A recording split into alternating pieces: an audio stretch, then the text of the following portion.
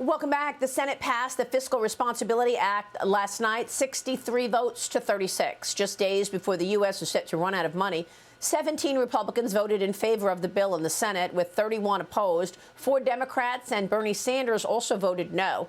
The bill now heads to the president's desk. He is expected to sign it as soon as possible. Senate Majority Leader Chuck Schumer claimed Democrats deserve all the credit for passing the bill. Watch. We've saved the country from the scourge of default, even though there were some on the other side who wanted default, wanted to lead us to default. We may be a little tired, but we did it. But because of the good work of President Biden, as well as Democrats in the House and Democrats in the Senate, we are not defaulting. Joining me right now is Ohio Congressman, member of the House Agriculture and Science, Space and Technology Committees, Max Miller, who voted for the bill. Congressman, great to see you. Thanks so much for being here. A big win for Speaker McCarthy, for sure, but it's interesting to hear Chuck Schumer talk all about how the Democrats did such a great job. Kim Strassel in the Journal this morning writes, McCarthy earns the speakership. And she writes, Mr. McCarthy's strategy was to embrace the right and the center and his defense hawks and his culture warriors and everybody else, and to give the whole crew ownership. Pelosi delivered marching orders. McCarthy decentralized, gave leaders of all 5 of his caucuses a seat at the leadership table, and set the well-respected colleagues in to do the negotiating. Congressman, what do you think when you hear Chuck Schumer attribute it all to the Democrats? I think Chuck Schumer continues to gaslight the American people day in and day out. This is a big win for the Republican Party. And what everyone should familiarize themselves with is that we're talking about 11% of the federal budget. When Speaker McCarthy and his negotiating team went in to meet with the president immediately knew that we had at least 20 or more votes that weren't going to side with us if it was 1 penny over $1.5 trillion. That is not something you do when you're in a negotiation. You are literally tipping your hand. If this was a poker game, I'm not showing my cards to the other players because they're going to take me to task, and that's what happened. So we need to continue to look forward and look at these wins that Speaker McCarthy got for the Republican Party, getting spending cuts, I believe, since 2005, up to $2.1 trillion for every American within this country. Yeah, but a lot of people are complaining, even in the Republican side, that the bill does not go far enough. You know that.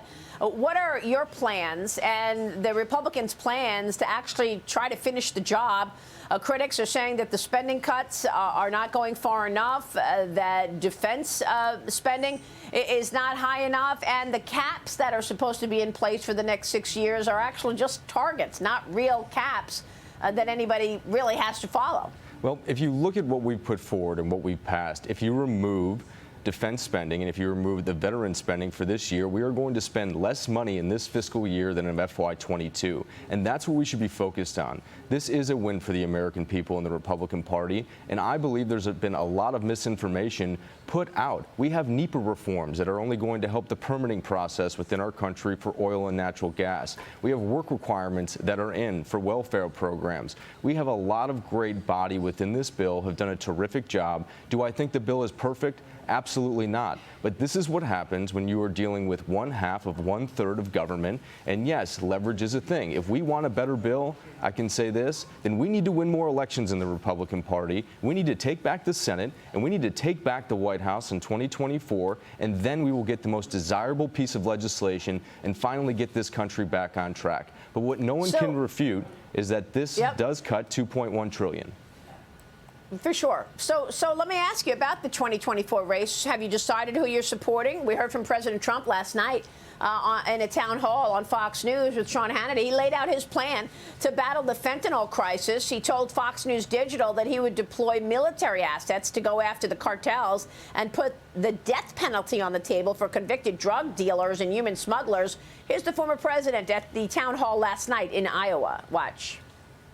We were energy independent. Within 6 months, we would have been energy dominant, and we were going to sell energy to Europe and lots of other places. And that's what started the inflation. I mean, the energy. We stopped drilling. We gave you the biggest tax cut in the history of our country, bigger than the Ronald Reagan tax cut. When the energy comes down, other things come down, and we're going to take care of things. We're going to immediately close up the border. We had the greatest border. We had the safest border in the history of our country. Now we have the worst border in the history of the world. So, Congressman, we're in the month of June. The first GOP primary is in August, a couple of months away. Who's going to be the GOP nominee? Trump, DeSantis, or anybody else? Look, I think there's a lot of great candidates within this race, but there's only one candidate and one president, and former president, President Donald J. Trump, who is going to win. This man gave us a secure border. We had no supply chain issues. We didn't have a labor shortage. Our economy was booming, and we weren't in any foreign wars, and we were energy independent. It is that type of leadership that we need back in the White House to get our country back on track, and I believe that he can do so in short order. Now, there's been this argument about, well, it's only one term. What I saw in 4 years from President Trump is that he can get a lot done in one term that's going to bring positive change to this country, and that he should be focusing on his successes within his administration to the American people. And I believe if he continues on that track, he is going to be the nominee, and he will be again the next president of the United States of America in short order. Well, you know, the media is against him. They haven't even discussed Biden continuing to take tumbles. Unfortunately, the president took another tumble during the U.S. Air Force Academy commencement ceremony yesterday. The White House says he was not injured. He tripped over a sandbag, and that's what the president said after the fall. Watch this. I got sandbags. Your thoughts, Congressman? You know, number one, it's incredibly sad, and he's obviously trying to make a joke out of it because he's embarrassed. But our allies are already picking our country's pockets, and those are our allies. We've seen France with their comments about lessening dependence on the United States dollar and our attack on Taiwan. And now, what do you think our adversaries across the globe are thinking? There is a reason why Putin went into Ukraine. There is a reason why the Chinese Communist Party continues to look down the barrel to go after Taiwan, and it's because they see a weak leader for this country who cannot continue to move us forward in an aggressive and powerful way. It's peace through strength. What this president has introduced is weakness through strength. People are picking our pockets every day. We have foreign countries who are our allies who have negated trade agreements like the USMCA when it comes to corn over Mexico with GMO and Canadian tariffs at 318% on dairy products. We are getting taken to task every day in this country underneath that man's weak leadership, but it's an incredibly powerful optic, and it's awful. Yeah. Congressman, thank you. We're going to keep a spotlight on it, of course. Lots of discouraging things. We are hoping for a new day. Max Miller joining us this morning.